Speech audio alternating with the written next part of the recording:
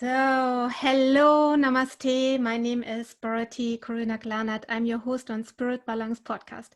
And today, with a very, very special soul, I'm so happy she's with us, Patricia Cori. She is since many, many years in the working field of waking up souls. You know, it's already 20 years she's doing that. She wrote a lot of books, also for all the people who are from German language.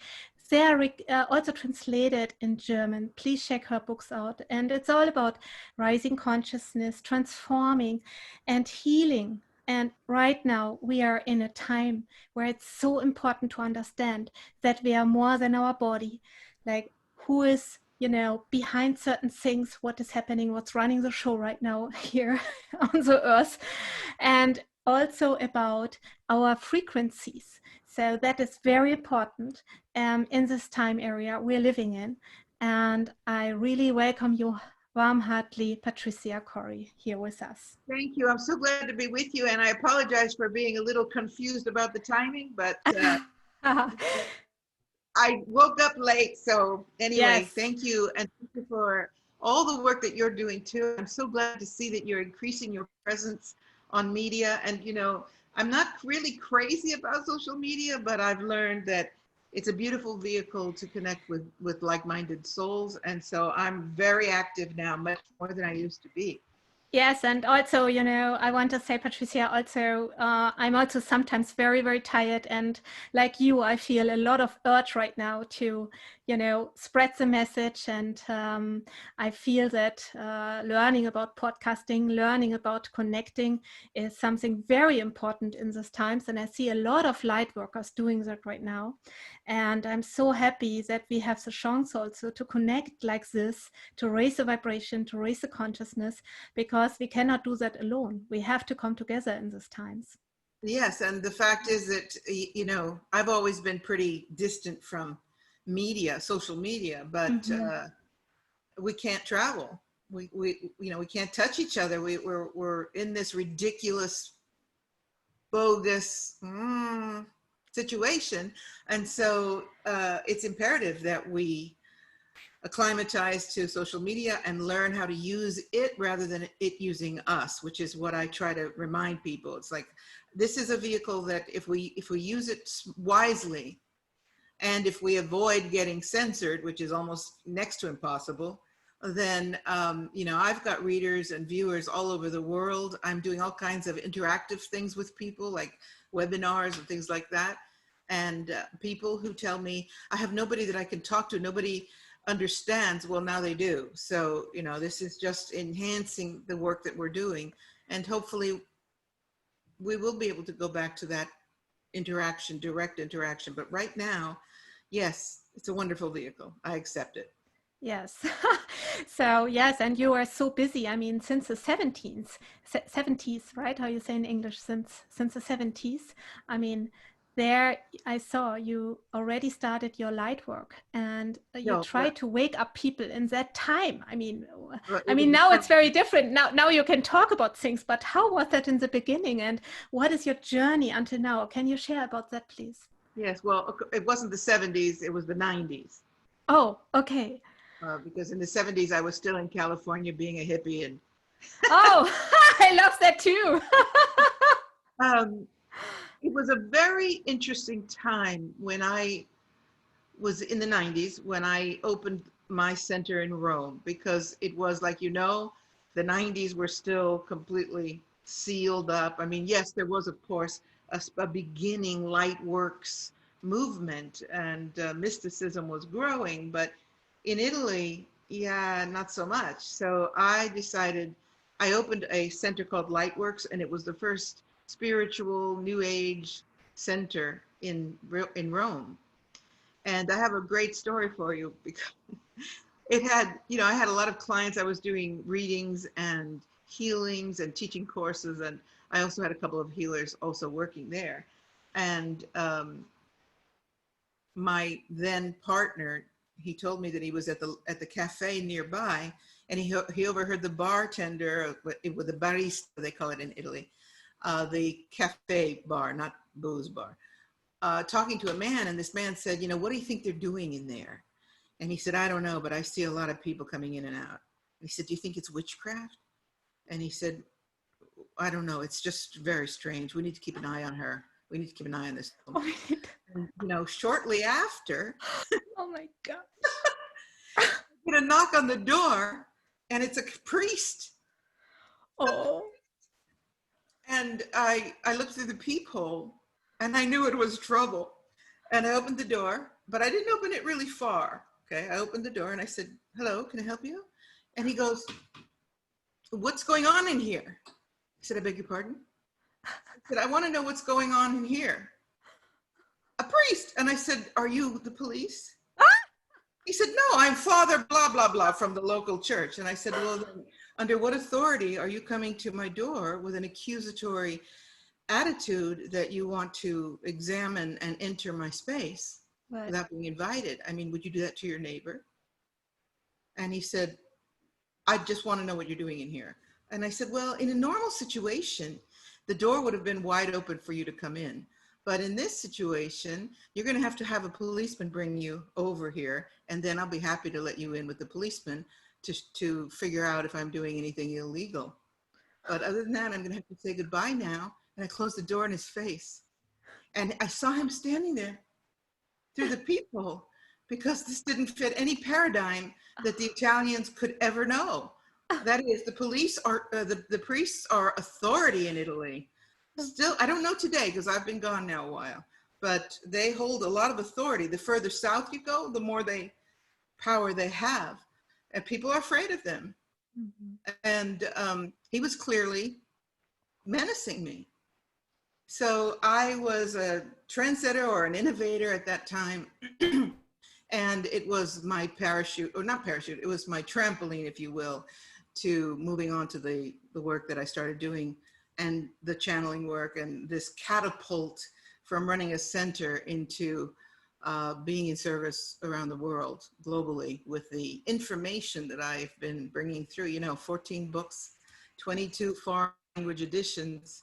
It's been a lot of work. It's a lot of work, and I'm still standing. Yes, yes, and you know, I will send you that link where is a German translation of your books that you're doing the work since the 70s, because I just looked it up before we talked. But it's a good advertising, you know, it makes it even longer. Well, but I think you are many lifetimes on that journey. I mean, that is not you doing that now the first time, right? Absolutely, and you know. I have been a spiritual person since I was a child. Mm-hmm. I've been an open psychic since I was a child. So in essence, yeah, even in the 70s, I was already, well, I did my first crystal healing in kindergarten. My mom said she got a call from the teacher, and she said, we're a little bit concerned about Patricia, and we need to talk to you. And why? Because in America, they use this method called show and tell, where they teach the children bring in a toy or something that they own, and then they have to get up and describe it to the class. And this way they teach them skills of speaking and self-confidence and whatever, okay? So, you know, this little girl gets up and says, this is my doll, my Barbie.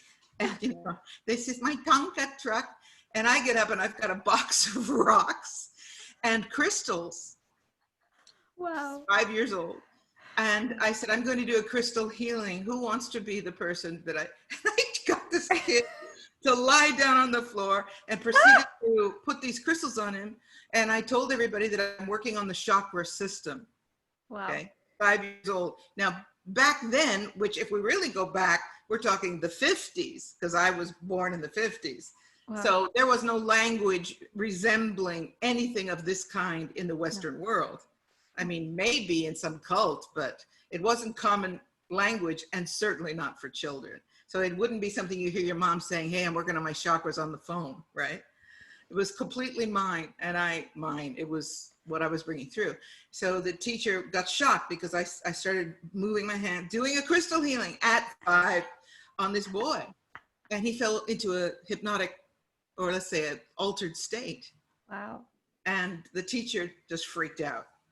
She said, okay, that's enough, Patricia. And I was, of course, involved. You know, I was just doing this healing, so I wasn't speaking about it. And she got scared or upset. So she told my mother, and my mother said, my mother, who was my absolute soulmate, she said, listen up. Did my daughter hurt anybody? She said, well, no, it's not a matter of that. She said, then listen up. My daughter is a special child. And she said, I know everybody thinks their child is, but I know my daughter is. And you're not going to stifle her or suppress her. As long as she's not hurting anybody or offensive in any way, don't you dare tell me that my daughter is out of line. Yes. Ever. Because I'll yank her ass out of this school. And so that's what I grew up with. And that's why I've been an open channel and open psychic since childhood, because my mother made sure that I didn't get suppressed. So I'm Absolutely. That is so important, because many children have some abilities, and when they get suppressed, they're just losing it. And if they're lucky, they can get it back. But many just feel that they're not belonging to this world, and something is there, but they cannot really live it. And, you know, what I really admire in your work is also you are something, you are in some energy where you're also not afraid to really look at things that are nasty, which need to be healed, and address them. I follow you also on Facebook. I see you very awake, and I know a lot of spiritual people who just have this bubble wobble unicorn, always love, love, love, happy, happy, happy, fluffy thing around them. And I'm sorry to say, I mean, I love those souls for the innocence and what they do, but same time, I feel like, hey, we have to suppress, we have to really come up right now, see what is there, what's need to be healed, and that is part of your work. And I feel that all that work you did before just prepared you for that. Is that right? Yes, you know, it's a very good point that the law of attraction did a lot of damage in this department, because this information was focused only on the beautiful things, only on what you want to manifest for yourself. Yeah. Yeah, that's the ego thing. That's the ego thing. Only for yourself. Don't think about the others. Don't feel you are one. Just make your business big. That's it. You know, yeah. I mean, people don't recognize that, but when they talk about the law of attraction, I'm manifesting, I've got my board up, I'm manifesting a new car, and I'm manifesting a new man in my life. I'm manifesting my twin soul. What are you doing for the planet? Yes. What are you doing for the other? Right. And, you know, it's a very, and, you know, with all due respect, because I'm sure there will be objections to this part. Oh, yes. But I personally, I'm not only concerned about myself. Mm-hmm. I know how to manifest for myself. It's easy peasy. But I'm concerned about the world, and I always have been, even as a child.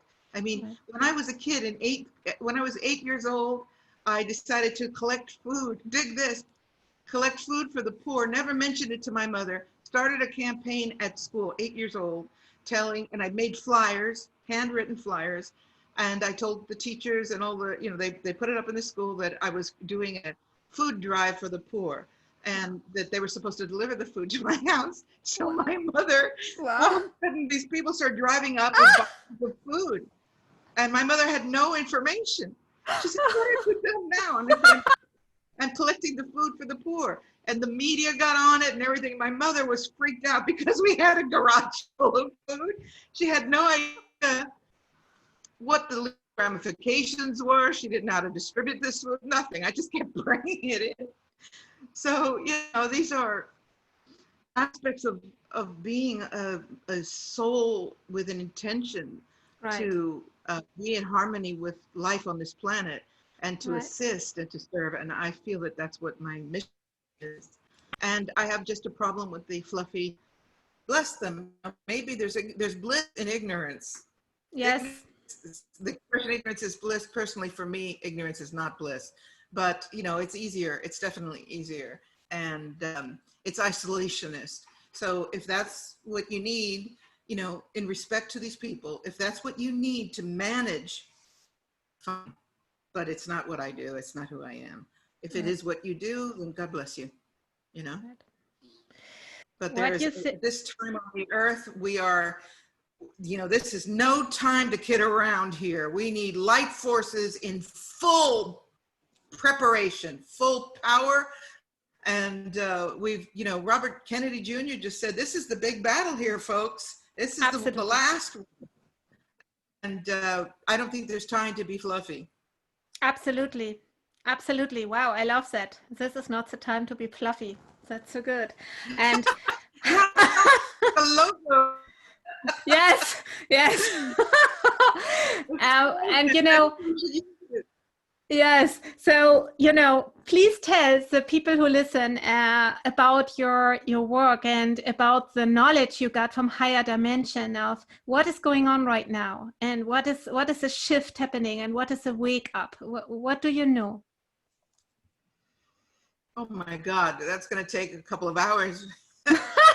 All right. So, we had the harmonic convergence in 1987. A lot of people came really awake for that. And, I won't go into the planetary alignments and whatever, but that Jose Arguelles was the one who put that forward.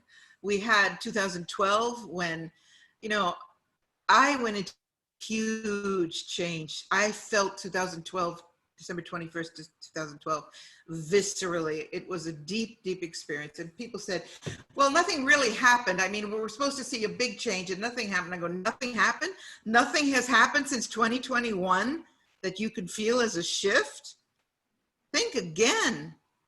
All you have to do is think to 2020. Sorry, not 2021. 2012. Yeah, maybe you there time I travel go, here. Jumping around on the time-space continuum. Sorry, 2012, of course, I'm talking about, right? And December 21st, 2012, when the Mayan calendar supposedly ran out, although there was a contestation of the actual timing of it. And it's funny because I was just doing an interview with someone else yesterday about how humans are trying to mark time and how we are moving out of time. In fact, we're already feeling it. The slipping of time, moving out of time. It's going to be something that we experience in this lifetime. The disappearance of time, because we are already, at the 2012 marker, this time-space continuum started to slip like a treadmill that's too loose. So you're on the treadmill and it goes woof. You almost fall off, and then you catch up, and then it goes zoom, zoom. And that is what's happening with the time-space continuum. And then at that time, I did a video where I told people the military industrial complex has the technology to punch holes in the time-space continuum. So there's all kinds of things going on that they're trying to prevent the ascension, the awakening, the taking back of sovereignty, and they're using every trick in the book. And so when you ask me about being aware, you need to be aware of that, because the only way that you can find that balanced power and reclaim your sovereignty is to be aware of what's going on, and not necessarily you don't have to know how to combat it. You need to know that you are a sovereign being and it cannot touch you. It cannot. If you don't give it power, it cannot touch you.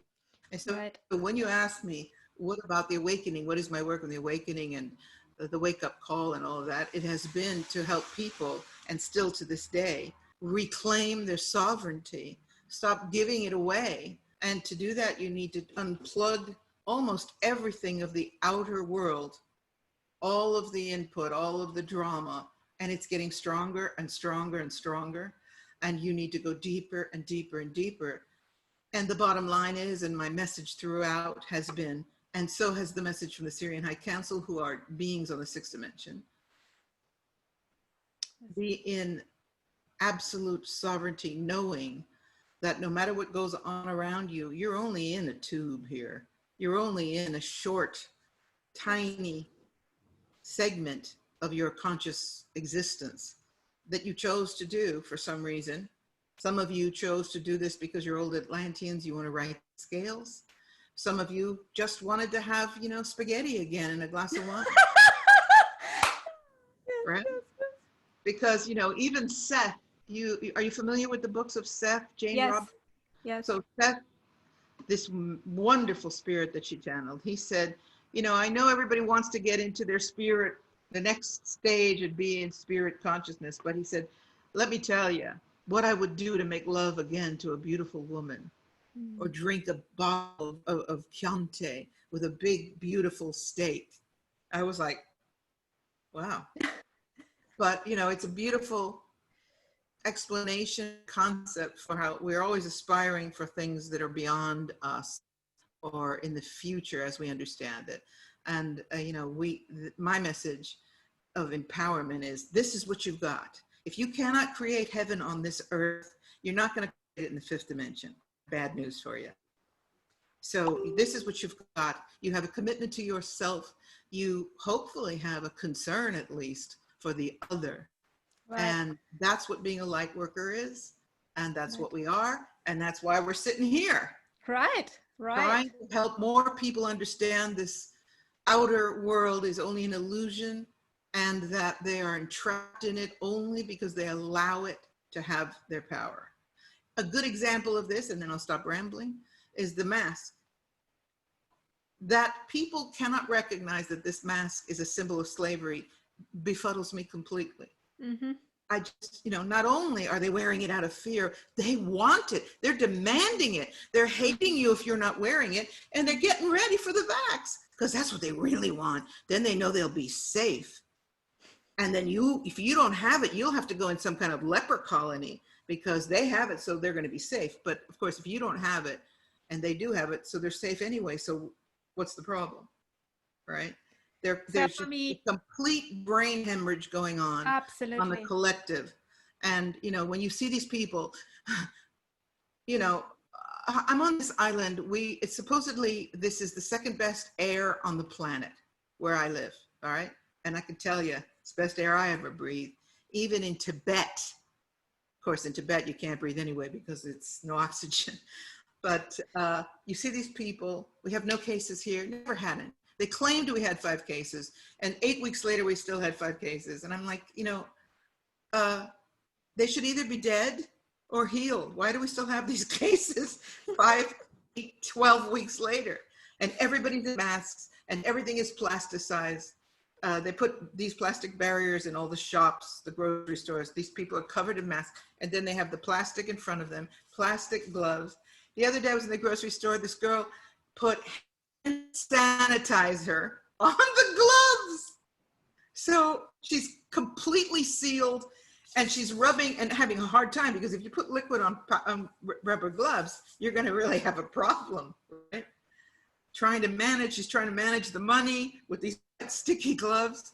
And I said to her, I had the mask in the grocery store. I'm willing to wear the mask for 5 minutes, and I wear it here.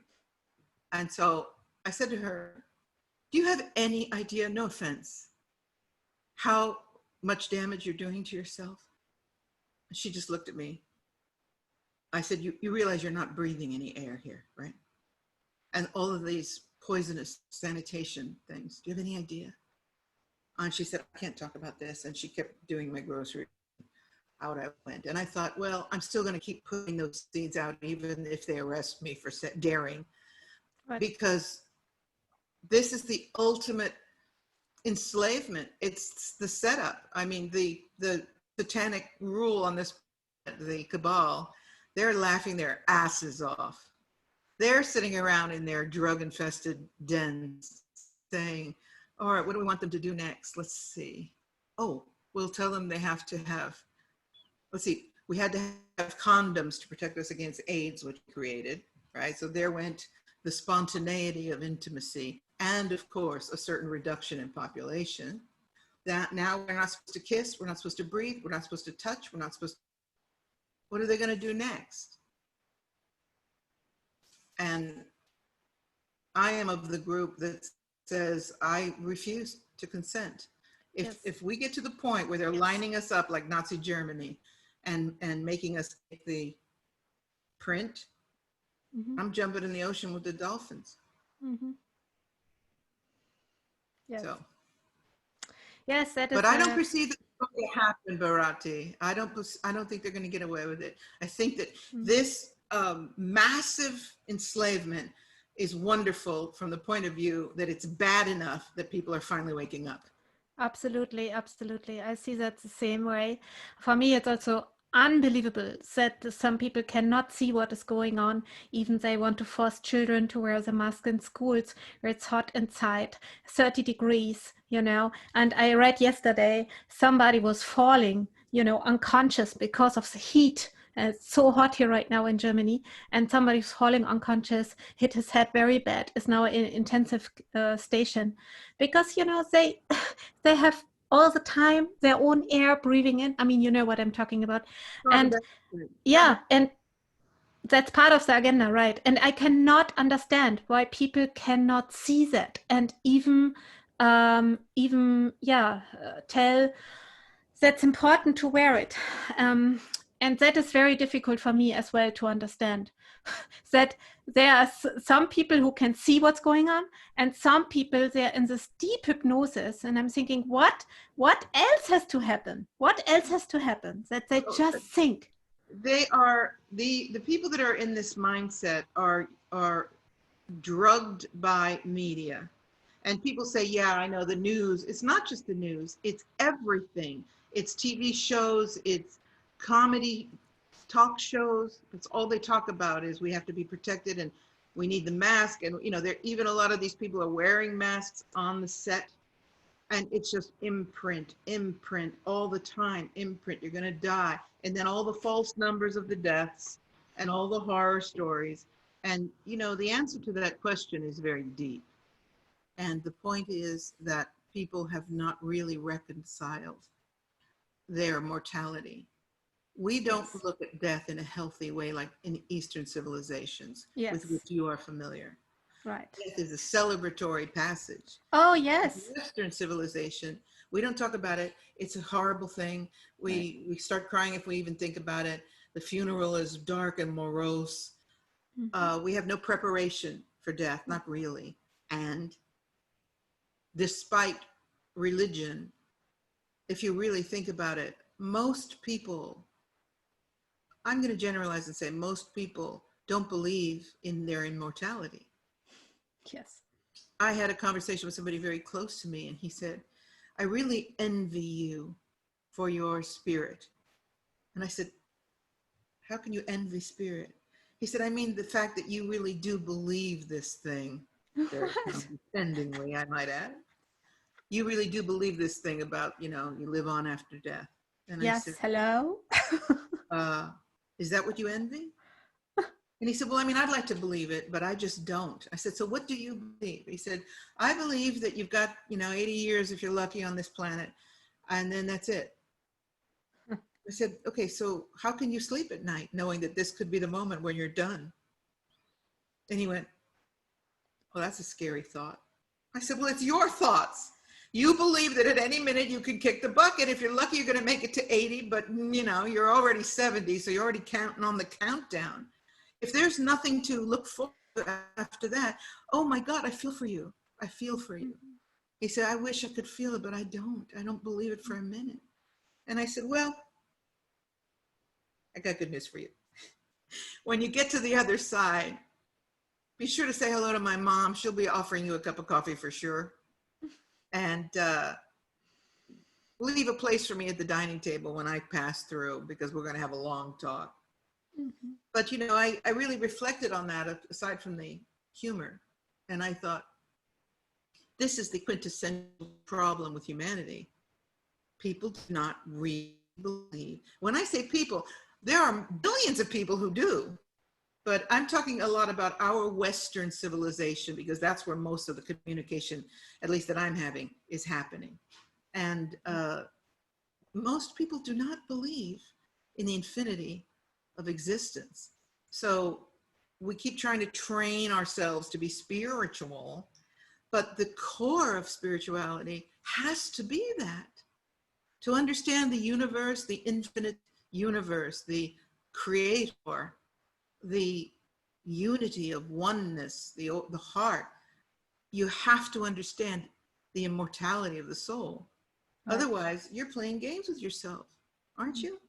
Mm-hmm. You're going through the exercise. You can be a good person, you can do healing, you can do meditation all you want. But if you don't understand that this is a tiny segment, little tube, you knew when you were coming in, I think I said this to you the last time, you planned it at the soul level and said, okay, I'm going in, as Seth would say, for a glass of wine and make love to a beautiful, well, I prefer not to make love to a beautiful woman, but to experience that sensate world and then go out again and return to source.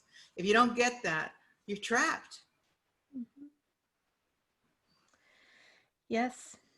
And no offense, I could just hear the comments. Are you anti-gay? No, I'm not. I'm just straight. Right. You know, peace to all and everyone's experience. Mm-hmm. So Yes. And what do you think will happen? How do you see the world with your knowledge you have from that different dimension and the different beings? How do you see the world in 10 years? I mean, on this dimension where we are on this planet. well, the nature of my spirit and personality and experience is always to the positive outcome with a grounding in understanding what we're up against. And I believe in the human experience, and I believe that on levels that many people don't understand, we came in for this, and we've got this. Absolutely. But it's not going to be a Trump or a team or white hats, because that's the savior mode, and I don't do saviors.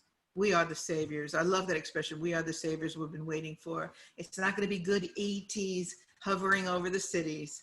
It's like we came in to win this test. We came in as individuals to learn and to win this test, to pass this test. And we came in as a collective to alter the destiny of an entire planet, possibly the galaxy, right?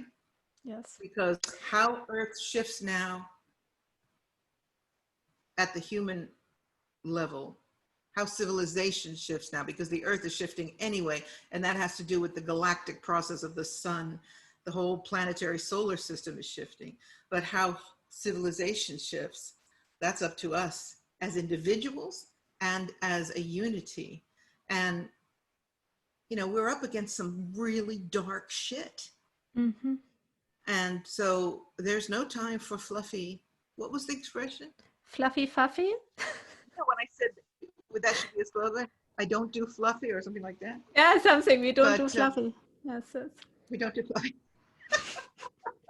I think we should have a t-shirt that says that. So real spirituality. We don't do fluffy. Exactly, pure spirituality. Yes. But you know, I think that, you know, and that's why that could be a movement. That could be a new movement. I love it. I lost my chain of thought. We are up against some dark forces.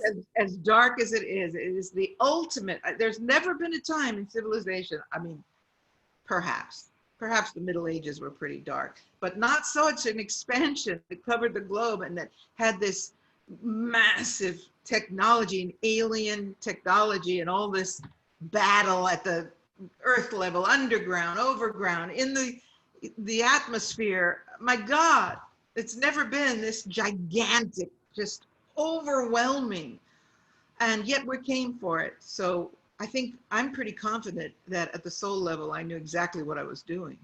Mm-hmm. And in fact, my life has been in service. I've been on a mission all my life. Mm-hmm. And I think that the fact that it's so bad is what we need to get an entire population awakened. So it had to be so bad that people are like, no, wait a minute. It's one thing to say, yeah, the poor people of India are starving, bummer, right? It's another like, holy shit, there is no food in the closet and there's the food chain is shutting down. What are we gonna do? Oh, it's in your garden, is it now? Welcome to the rest of the suffering planet. And getting out of that comfort zone, that's essential to awakening. Getting out of our comfort zones. And that's why one of the things that's happening with this health event is that the governments are spewing out cash to people because they want to keep everybody in their comfort zone. No rebellion. Rebellion, yes, if it's orchestrated by Soros, but no real rebellion. No rebellion against that. So, you know, people are saying, well, in the end, I mean, I'm cool. I got enough money. The government's cranking it out. Canadians are getting over $2,000 a month. What? So if you're Wow. husband and wife, you're getting $4,000 a month. What? So who's wanting to work? And that's why Trump is saying we need to get back to work. We need to want to work Right. here, because that is a communist. First of all, it's a preliminary stage of communist takeover when you pretend that it's better for everybody. Then you take away the 2,000 a month and you say, okay, toots, hit the rock pile, get to work. Only you're working for nothing, or almost nothing, in complete slavery. Mhm. So I think I answered your question, but I know I kind of drifted off. No, I love that. I love that drifting off. And I have a question for you. Oh, I prepared for this so good, but now there's a phone ringing. Okay, let it ring. So maybe we get a wake-up call here live. Somebody telling us something. Actually, I want to tell you that I personally feel a lot of love in me, you know, as more as this intensity comes. I don't know, I have this energy shifts like 5 times a day. Like also when we talk, like I feel I need to cry and my heart is opening, and I love you so much, and I love the people so much, and I love even the people who play a double game and who are still so much in the matrix. I have this energy coming in, and I feel there's something happening on an energetic level. There's the one part is the negative, and it comes, I more start to feel that other thing too, and I feel it's a constant work. I'm not there every moment, but I feel it more and more and more. And I feel, you know, this is a work. We have to work on our fears. We have to work on our, you know, feeling of we are not guarded and we are not guided and we are not connected, and all that illusions that is, you know, and all that hypnosis that is covering our divine energy and making us blind to the light here. And I feel that is the work, and I feel I'm getting a little excited the last few weeks also, because I feel as more they put that in, as more we have the chance to come there. And if we come there as a collective, you know, and we are all running around with this open hearts and loving each other and feeling more compassion and feeling like what you said, feeling the other people more, because if people wake up, they feel the other people more. And we know that we have that our whole life, but there are many people who don't have that. They're just thinking on themselves, just manifesting for themselves, you know, and don't understand, you know, that we are one. So I see also chance in that. I'm just, you know, I'm just sometimes not sure, you know, how much percentage of the people will choose that. And because there's a free will, so there's also free will for people to not choose it. And you know, I'm thinking more and more that the whole planet will not just do that. It's just a percentage of people who will feel that connective and going in that energy, and some will, you know, stay in that other energy. And how do you see that, and how do you think that will play out? I'm seeing people going through phases. So the phase that I'm seeing now is I'm personally not seeing this wonderful open. I mean, in my community, and I have a growing community internationally, yes, there's a wonderful camaraderie and intellectual spirituality, exploring, openness. As I always tell people, as long as you're dug into your opinion, you're blocked completely. Don't fool yourself, right? So there's a lot of expansion in that way, but there's also a lot of expansion in the people who refuse. There's fighting and bickering and name calling and Yes, you know, even to the point where the police are telling people, if you hear anybody talking about it, call the police. There's snitch program, absolutely. right? So, you know, it's Orwellian in many ways, but I still feel that this rising tide of love is going to conquer all of that. It's nothing is stronger than love. And some of the people that believe they're awake are still into this mode of we're going to, you know, we have to kill these bastards that are harming the children. I'm like, whoa, whoa, whoa. If you're still in revenge mentality, you're not in service to the light, not really, because you're just resonating down to that energy. And it's very hard to have compassion for evil.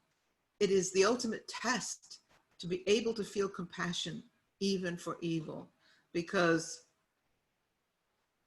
at some minuscule, tiny, micro cosmic point, there's still light in there. It's hard to believe with some of these satanic people, but there has to be, for anything to exist, there has to be a sliver, a hint of creator. And that says to me, well, then there's a reason it exists. So you either believe in creator or you don't. And if you do, then you have to ask yourself, okay, why does this exist? And what is it there to teach me? And how possibly can we heal it? And the question is also, oh, my dog, she likes to answer questions. At what point do we have the karmic right, and you'll identify with this question with your training, to interfere with the karmic process of a soul that chooses darkness? Right. At what point do we come in and say, oh, no, I'm going to bring light on this and heal you? It's like, well, that's not my process. So what I hold in my process is, as long as you're not hurting anyone else, if you choose to be in pain and suffering and darkness and misery and evil, that's not my right to interfere with it, as long as you're not doing harm to someone else, because then you're opening the field for others to come in and say, I want to help this individual. But it's very tricky because there are karmic relationships here that need to be honored. So there are many, many levels that we need to be thinking about when we speak about awakening, when we speak about consciousness and the soul, the individual soul. This is a multidimensional universe, baby. And, you know, to just come in and say, well, I'm a healer and I'm going to heal the world and I'm going to spread light everywhere. It's like, well, under what authority? Under what cosmic authority? But we can and we are communicating with each other, those who are of like mind and those who are on the fence saying, I need something to believe in. Where there's openness, love can penetrate. And that's what we're working on. And that's what we're accomplishing. And what was your question? How do I see this playing out? I believe in the winning scenario. And I think we've got this. Yes. I think we do. Because if we don't, we're done. Mm-hmm. Planet, we are at the point now, it's like, it used to be 5 minutes to midnight, 4 minutes to midnight, 3 minutes. We're there. It's a half a minute to midnight. This is the big crescendo. Yes. And this is what we trained for. Right. And it's, you know, it's going to look, I was just had a wonderful conversation with Sasha Stone yesterday. And he was talking about the outer world and how it's going to be looking more and more apocalyptic. And holy moly, everywhere around us, everything's exploding and sinking and burning. And never have we been, it's so important that we are just absolutely centered, filtering it all out, seeing it play, and knowing that there's still that flower growing, the blade of grass, the ocean, which is where I'm headed this afternoon, and life abounding. And that's our mission, create heaven on earth. And by doing that, instead of healing the dark side, or battling the dark side, it's just when that love spreads out, love wins. And you can see it's starting to decay and crack and break down. The harder that force tries to control the world, the more it's exposing itself and the more it's losing its grip. And so how I see it playing out is the dawn. The dawn is upon us. And the Syrian High Council said, these are the desert days. They said, you will pass through the desert days and it will be so hard. What did you think it would be? Breaking down this structure. Think it'd be a walk in the park? Or did you think you'd sprout wings and be in the 10th dimension? Nuh-uh.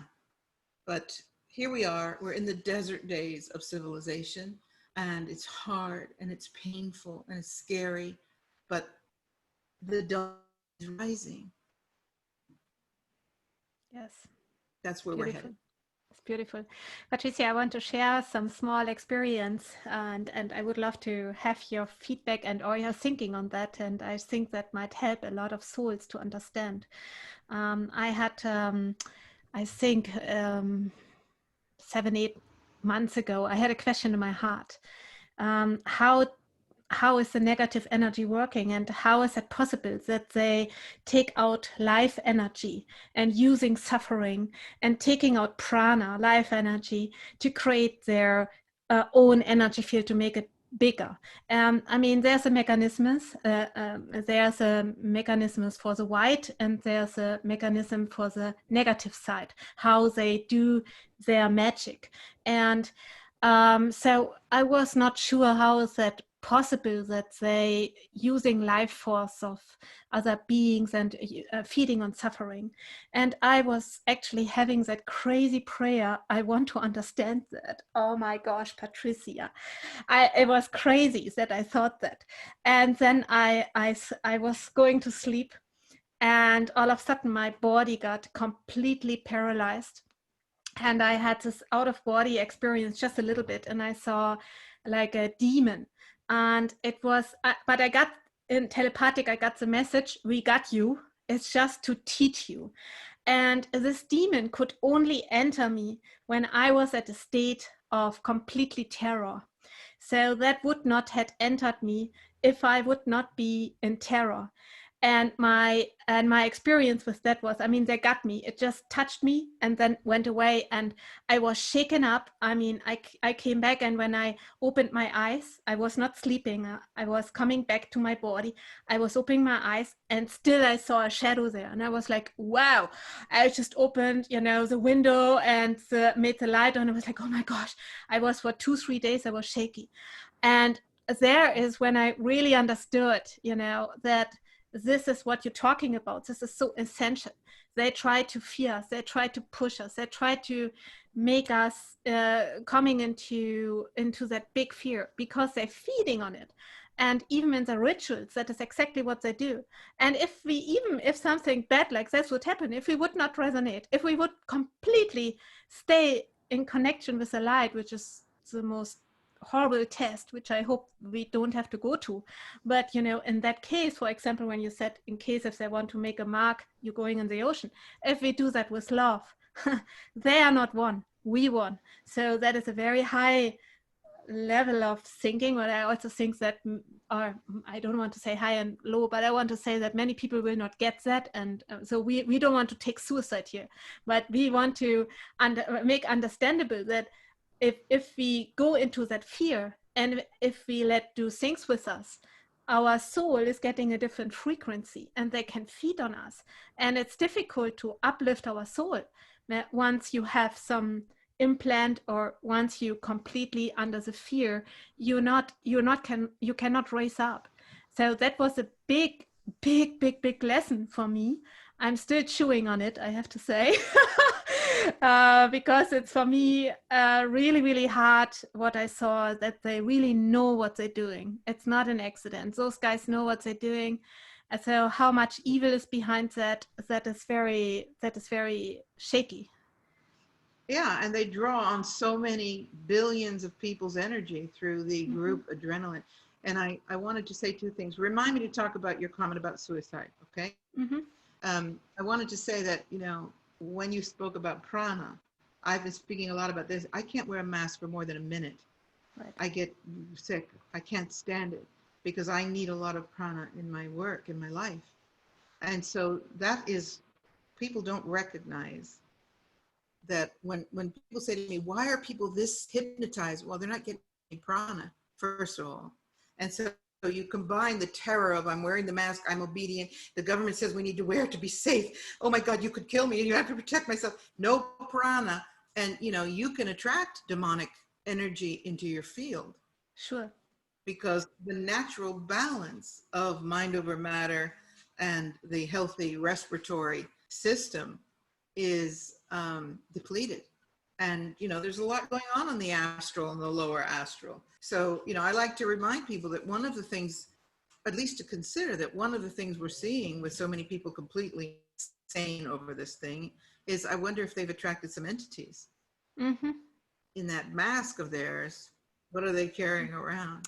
Oh, And that's as for the comment interesting. about suicide, that's a very interesting question, because we all believe that if you decide to end your physical life, you're going to end up in the gray zone and, not make it to the light and whatever. But if you choose also, if at some point, like I decide, well, I make the joke about swimming away with the dolphins, but I believe in so firmly about my sovereign existence that if I am absolutely faced with having to put a chip in my forehead or my arm, my sovereign will is to choose to go for a swim with the dolphins, who will deliver me to my next destination. We've already had that conversation when I was in the ocean with them, 300 dolphins and me alone.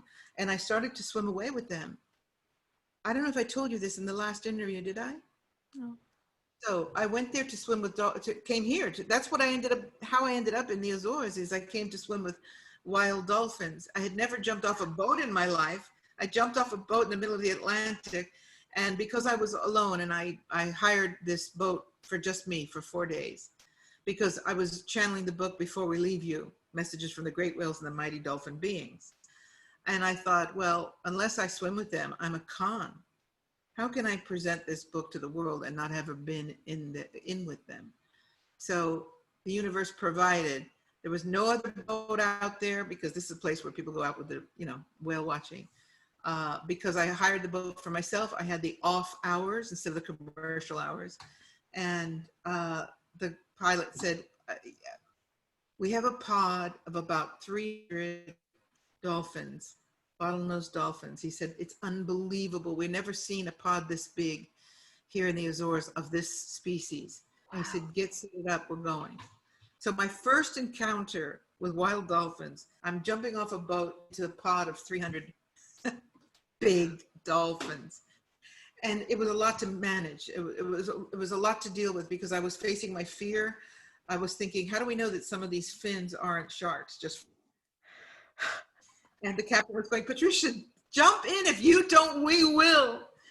And when I got in, I was blessed with this incredible 300 dolphins all around me. They swam away. Usually when you swim with wild dolphins, you get in, they swim around you for close to you, and then they're gone. You get back in the boat, you move again. No, they were in rest mode.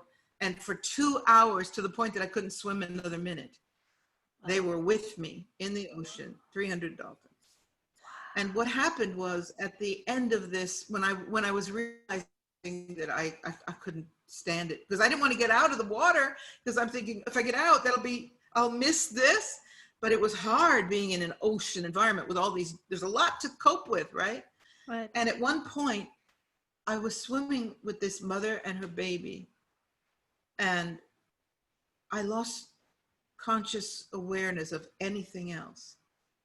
And I felt like I was swimming into another dimension, or I felt like I was going to leave this world in that moment. And she was my guide. And I was really in this space. It was like, come with us, we'll show you the way. And all these dolphins started swimming around me. It was something out of this world, to the point that somebody jumped off the boat because she figured I was in trouble.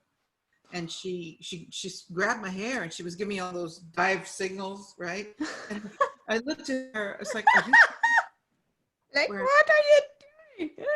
You're interrupting this? But in a way, I think she might have saved my life, because I was out of energy. I had been in the water 2 hours, deep ocean, right? Wow. And I was just swimming. So I feel that I have an appointment. Anytime I want to guidance getting to the next place, the dolphins will be there to guide me. And that would be a choice that I would make if I was faced with becoming a robot. And that's not, Sure. I don't think so. Not for Patricia Cori. Sure. And be sure that the vax that they're planning on is going to be carrying the chip. Whether it's right now they're showing everybody how to put the chip in your hand, just because they did the experiment on the animals for 10, 15 years. They put the chips in the dogs, supposedly so you can track them if they get lost. No, they were tracking and testing the movement of the chips, the effect of that in the body, etc. And now they're ready for humans. They've been ready for humans for a while. And so they've started putting chips in these clowns that are saying, yeah, I want it. That way I can buy a beer without having a bill at the pub. This promo is on. And I'm like, you know, okay. Wait until they decide to tell you to go kill the guy next door, or close your bank account, or whatever, because people still believe that it's going to be a harmless thing. No, there's nothing harmless about this. So whether it's the RFID chip or nanobots or something more complex, that is the intention, to put it in every citizen, every person on the planet. And I don't think that that's going to occur, which is why I can make the offhand comment about I'm ready to jump in the water with the dolphins. But it is not going to happen to Patricia Cori. Mm-hmm. Period.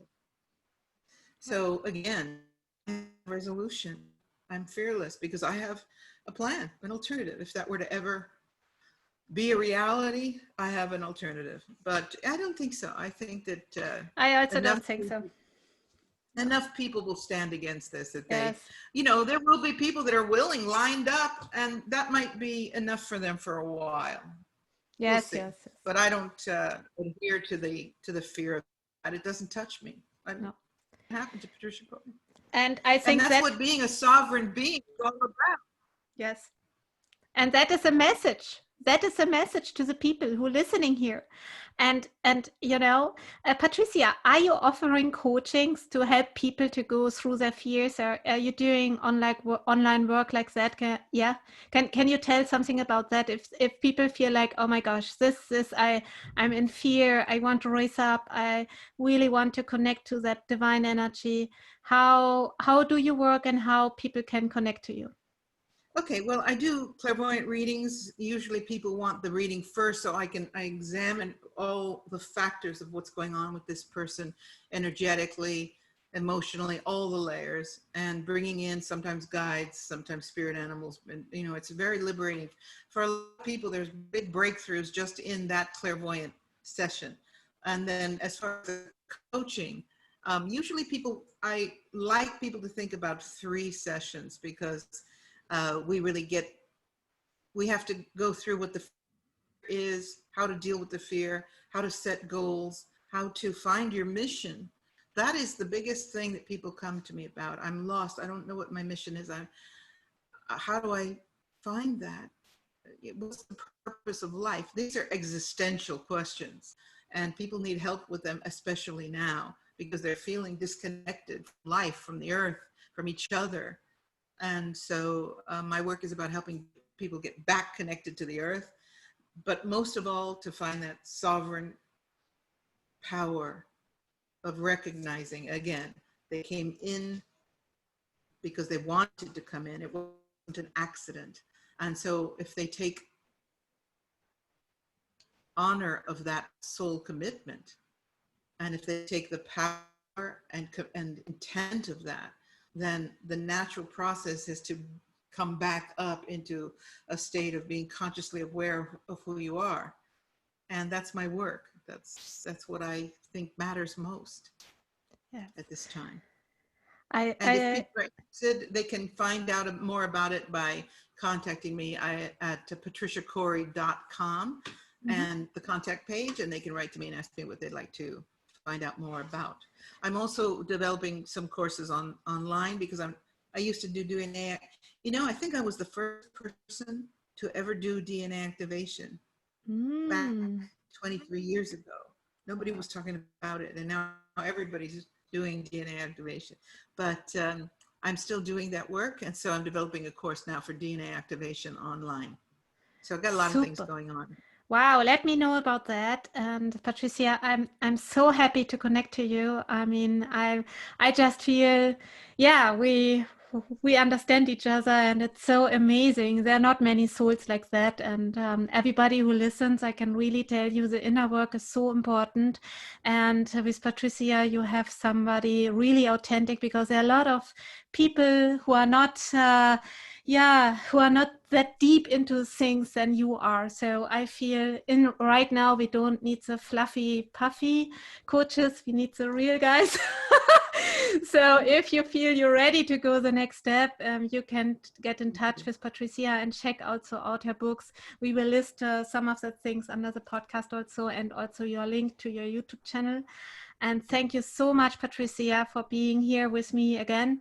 And I love to stay in touch with you in this amazing times and the times to come. And yeah, thank you, Patricia. And thank you for putting up with me being a little flaky on timing. I really appreciate it. No problem. I'm gonna take a couple of days off. I've just been working 12, 14 hours a day, and my body's saying, okay, it's time for complete hedonism. So I'm gonna go now to the beach and bring a lemonade and just. So thank you, and thank you for all the great work you're doing, Bharati. And of course, we'll stay in touch, and let me know how your sites are also developing, because the last video we did got a lot of response on my website, on my YouTube channel, and super. So I'll be happy to as well. Okay. Super. We do that and take a good rest. We are all working so hard right now because we feel it's an important time, and sometimes the self-care we also have to look at. I know that too. So I also go to the lake this afternoon. I think about you and your beautiful story with the dolphins. Wow, I love to visit you sometime when we can travel again. That would be great. We'll go out on the boat together and swim with dolphins. Oh, yes. Wow. Okay. That would Take be care. happening, wouldn't it? Oh, yes. Okay, right, see you soon. All right, thank you so much. Thank you so much. Bye.